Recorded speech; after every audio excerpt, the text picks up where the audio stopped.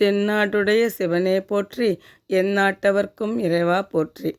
மதுரையில் தனபதி என்ற வணிகன் வாழ்ந்து வந்தான். அவனுடைய மனைவி சுசீலை அழகும் கற்பும் உடையவளாய் இருந்தாள். அவர்களுக்கு நீண்ட காலம் புத்திர பாக்கியம் இல்லை. மிகவும் மனம் வருந்தினார்கள். பிறகு தனபதி தன் தங்கையின் மகனை தனது மகனாக ஏற்று வளர்த்து வந்தான். அவனது மனைவி சுசீலையும் தன் புதல்வன் போலவே ஆடை ஆபரணங்களால் அலங்கரித்து அன்புடன் பழகி வந்தாள். தனபதி தங்கையிடம் அடிக்கடி கடுமையாக பேசி வந்தான். இதனால் கோபமடைந்த தங்கை, உனக்கு ஏன் இவ்வளவு கர்வம்? புத்திரப்பேர் இல்லாத உனக்கு என் மகனால் அல்லவா இம்மை மறுமை பயனை அடையப் போகிறாய் என்று சொல்லிவிட்டாள். இதனால் மனம் வருந்திய தனபதி அடுத்த பிறவியிலாவது குழந்தை பேறு வாய்க்க வேண்டும் என்று எண்ணினான். தன் செல்வம் அனைத்தையும் தன் தங்கையின் மகனுக்கு உரிமையாக்கிவிட்டான். பின்னர் மனைவியுடன் வானப்பிரஸ்த நெறி கடைபிடிக்க தவம் செய்ய கிளம்பிவிட்டான். தவம் இயற்ற சென்ற தனபதி வெகு நாட்களாக திரும்பி வரவில்லை. அவனது தாயாதியர்கள் வம்பு வழக்கு செய்து சிறுவனிடமிருந்த செல்வம் அனைத்தையும் பறித்து கொண்டனர். தனபதியின் தங்கையும் மகனும் செல்வமெல்லாம் இழந்து என்ன செய்வது என்று திகைத்து தவித்தனர்.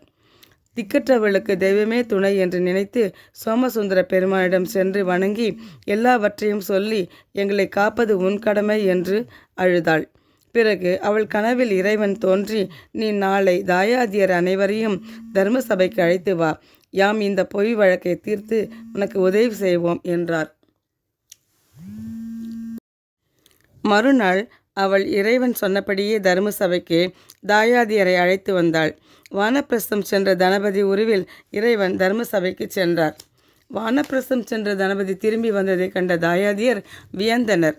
தனபதி மகனை தங்கையை பார்த்து கண் கலங்கினார். அவர்தான் தனபதி என்பதை மெய்ப்பிக்க அவன் அணிந்திருந்த நகைகளின் பெயரை ஒவ்வொன்றாக சொல்லி சபையோரிடம் நீதி கேட்டு நின்றார். அவர்கள் தாயாதியர் வழக்கு பொய் என்று தீர்ப்பு வழங்கினார். தாயாதியர் இவர் தனபதி இல்லை என்றனர். அதற்கு இறைவன் அவர்கள் பெயர்கள், தாய் தந்தை, உற்றார் உறவினர், தொழில்கள் எல்லா விவரங்களையும் விரிவாக எடுத்து சொன்னார். இதை கேட்ட தர்ம சபை இவர் தனபதி தான் என்றனர். தாயாதியர் வழக்கு தோற்று போனது. எல்லோரும் சிதறி சென்றனர்.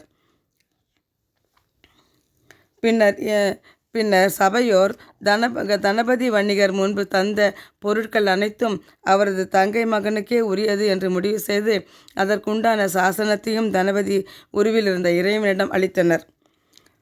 பின்னர் இறைவன் அனைவரும் காண மறைந்தார். தர்ம சபையினரும் எல்லாம் வல்ல எம்பெருமான் தான் தனபதியாக வந்து வழக்குரைத்தவர் என்று உணர்ந்து வியந்தனர்.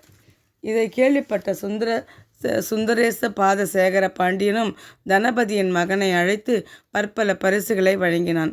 பின்னர் திருக்கோயிலை புதுப்பித்து மகிழ்ந்தான். இறைவன் ஒரு சிறுவனுக்காகவும் தன்னை அண்டியவரை காக்கும் பொருட்டும் நியாயத்தையும் நீதியையும் தர்மத்தையும் நிலைநாட்ட மாமனாக வந்து திருவிளையாடல் புரிந்தார். திருச்சிற்றம்பலம்.